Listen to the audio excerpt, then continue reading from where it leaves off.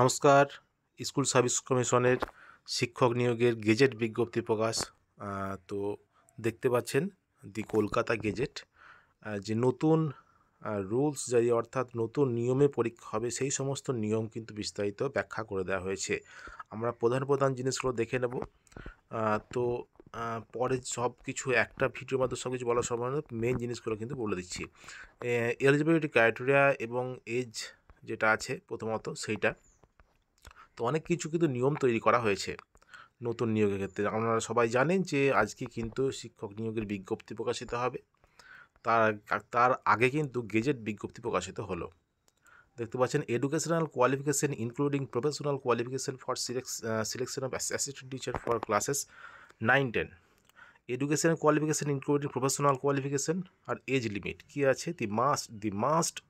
The candidate must be citizen of India on and before the last date of receiving online application he must process of minimum qualification as prescribed by the NCTE and assistant teacher 9-10। তাহলে যে last date online অ্যাপ্লিকেশনের সেই ডেটে কিন্তু এনসিটিইর যে prescribe করা যে qualification আছে মিনিমাম কোয়ালিফিকেশান সেটা কিন্তু ফুলফিল করতে হবে। Graduate and post graduate from a recognise university with at least 50% marks in either graduation or post graduation or equivalent for and Bachelor of Education B.Ed from a National Council for Teacher Education recognized institution। তাহলে graduation বা post গ্র্যাজুয়েশনে 50% marks কিন্তু থাকতেই হবে এবং B Ed থাকতে হবে। তারপরে কি বলেছে? 4-year degree of BA Ed BSc Ed from any National Council for Teacher Education recognized institution. A candidate willing to be selected as an assistant teacher for classes 9 and 10 for any government aided government sponsored school having Bengali or English or Hindi or Nepali or Oriya and Santali or Telugu or Urdu as the medium of instruction as the case may be shall have past Bengali or English or Hindi or Nepali. এগুলো বলেছে যেগুলো বিষয়গুলো হলো teaching এক্সপিরিয়েন্সের ক্ষেত্রে কিন্তু একটা ব্যাপার আছে দিয়েছে। এবার যেটা দেখা যাচ্ছে এ candidate applying for a subject must have passed at least the graduation level examination with a minimum of 300 full marks in the relevant or concern subject or post graduate examination in the concern. তাহলে যে সাবজেক্টে apply করবেন সেটাতে অবশ্যই 300 নম্বরের পরীক্ষা দিতে হবে, পরীক্ষা দিয়ে পাস করতে হবে, সেটা গ্র্যাজুয়েশন হোক বা পোস্ট গ্র্যাজুয়েশন হোক। তারপর যেটা বলেছে এজের ক্ষেত্রে যেটা বলেছে মিনিমাম 21 বছর এবং ম্যাক্সিমাম 40 বছর। অবশ্যই যে বছরে অ্যাডভার্টাইজমেন্ট বেরোবে অর্থাৎ বিজ্ঞপ্তি বেরোবে সেই বছরের 1 জানুয়ারি হিসাবে ধরা হবে সেই বয়সটা। তো সেই অনুযায়ী কিন্তু এসসি এসটি ওবিসিদের জন্য কিন্তু ছাড় আছে, ফিজিক্যালি হ্যান্ডিক্যাপের জন্য ছাড় আছে, সেটাও কিন্তু রুলস অনুযায়ী হবে। সেক্ষেত্রে তারপরে যেটা বলেছে 11-12 ক্ষেত্রে মাস্ট বি একই রকমের অনেকটা। তো যেটা বিষয় যেটা পার্থক্য সেটা হলো যে on the before last date receiving application সে একই বিষয়। Must minimum college prescribe NCT last date যে অনলাইন অ্যাপ্লিকেশন সেই ডেট অনুযায়ী সেটা প্রেসক্রাইব করা এনসিটির সেই অনুযায়ী হবে শিক্ষাগত যেটি যোগ্যতা। আর post graduate with at least 50% marks or equivalent from a recognised university and bachelor of education B Ed. তাহলে 11-12 ক্ষেত্রে অবশ্যই পোস্ট গ্র্যাজুয়েশনে 50% মার্কস লাগবে, তার সঙ্গে বিএড লাগবে, এটা কিন্তু বলেছে। আর post graduate at least 50% marks or equivalent or recognised university BA Ed BSc Ed for any NCT recognized. A candidate willing to be selected as a assistant teacher for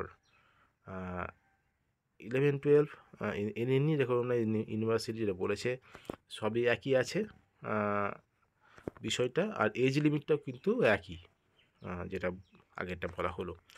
R educational qualification including professional qualification for selection assistant teacher upper primary level যেটা বলা আছে ওই একই রকমের সব কিছু, শুধুমাত্র কিছুটা পরিবর্তন আছে। অন অ্যান্ড বিফোর লাস্ট ডেটটা একই, pass in teacher TET pass করতে হবে।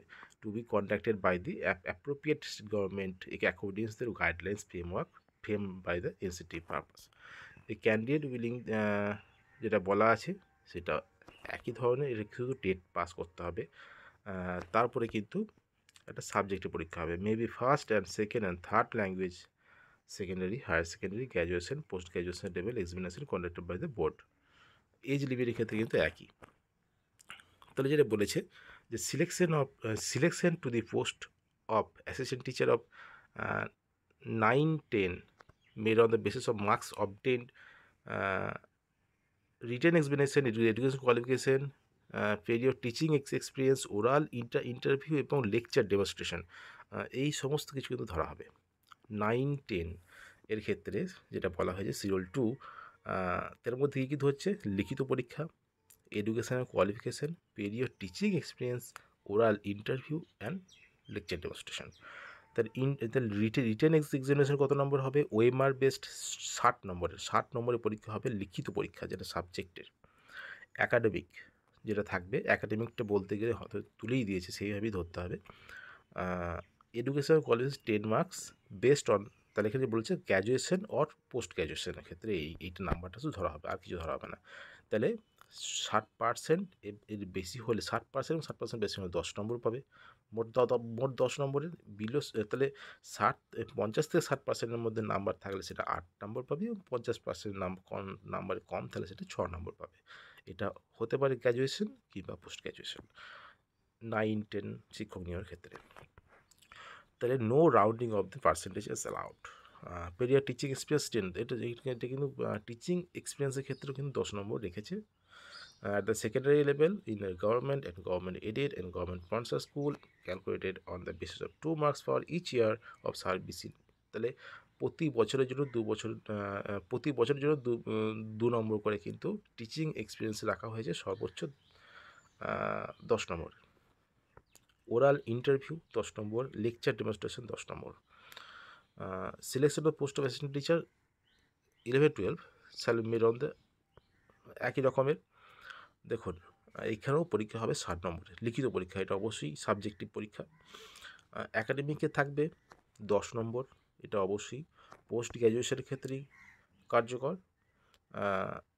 60%-এর বেশি পেলে, নাম্বার পেলে ওভারঅল 10 নম্বর, 50 থেকে 60% নাম্বার পেলে 8 নম্বর, 50% নাম্বার কম পেলে 6 নম্বর। পেরিয়ার টিচিং এক্সপিরিয়েন্সে একই ক্ষেত্রেও কিন্তু 10 নম্বর রাখা হয়েছে। At the secondary level in the government aided, প্রতি বছরের জন্য দু নম্বর করে কিন্তু টিচিং এক্সপিরিয়েন্স রাখা হয়েছে, সেটা হতে পারে as a permanent, as a on contractual বেসিসে। ওরাল ইন্টারভিউ 10 নম্বর, লেকচার ডেমনস্ট্রেশন 10 নম্বর। 11-12 ক্ষেত্রে সিলেকশন, এবার আসে যে selection of the post of assistant teacher in upper primary level classes shall be made on the basis of the marks obtain or academic score, TET weightage, marks in written examination, and marks in oral interview, marks of lecture demonstration, and marks of period teaching experience to be determined by the commission. তাহলে এখানে কী কী ক্ষেত্রে তো ধরা হবে, এখানে একটু আলাদাভাবে ধরা হচ্ছে। আপার প্রাইমারি লেভেলের ক্ষেত্রে সেখানে ধরা হচ্ছে যে অ্যাকাডেমিক স্কোর যেটা আছে, সঙ্গে সঙ্গে টেট ওয়েটেজ ধরা হবে, আর তার সঙ্গে সঙ্গে সাবজেক্টের লিখিত পরীক্ষার মার্কস ধরা হবে, তার সঙ্গে সঙ্গে ইন্টারভিউয়ের মার্কস ধরা হবে, তার সঙ্গে সঙ্গে লেকচার ডেমনস্ট্রেশনের মার্কস ধরা হবে, এবং তার সঙ্গে যেটা আছে টিচিং এক্সপিরিয়েন্সের মার্কস কিন্তু ধরা হবে। দেখব আমরা কী কী ক্ষেত্রে। 1 নম্বর অ্যাকাডেমিক স্কোর 10 নম্বরের থাকবে, এটা অবশ্যই গ্র্যাজুয়েশনের ভিত্তিতে কিন্তু এই মার্কসটা ধরা হবে। 60% ওভারঅল 60%-এর বেশি হলে সেখানে গ্র্যাজুয়েশনের মার্কস যদি বেশি হয় 10 নম্বর দেওয়া হবে, এবং 50 থেকে 60 নম্বর 8 নম্বর, এবং 50 নম্বরের কম হলে 6 নম্বর দেওয়া হবে। এবার টেট ওয়েটেজে থাকে 40 নম্বর, খুব ভালো কথা। টেট পরীক্ষা যেটা থাকবে সেই ওয়েটেজ, টেট পরীক্ষার ওয়েটেজ হলো 40 নম্বরের। Are written examination OMR based এটা 25 নম্বরের হবে। রিটেন পরীক্ষা যেটা হবে, যেটা ওএমআর বেসে এবং সেটা সাবজেক্টের, সেটা হবে 25 নম্বর। অবশ্যই সাবজেক্টের পরীক্ষা হবে এবারে, যেটা হবে পরবর্তী সময়। ওরাল ইন্টারভিউ 15 নম্বর থাকবে, লেকচার ডেমনস্ট্রেশনে 5 নম্বর থাকবে। Appearance before the interview board, prior teaching এক্সপিরিয়েন্সে 5 নম্বর থাকবে। এটা আগেরগুলো কিছু ছিল 10 নম্বরে, এটা কিন্তু 5 নম্বর দেওয়া হয়েছে। প্রতি বছরের জন্য 1 নম্বর করে।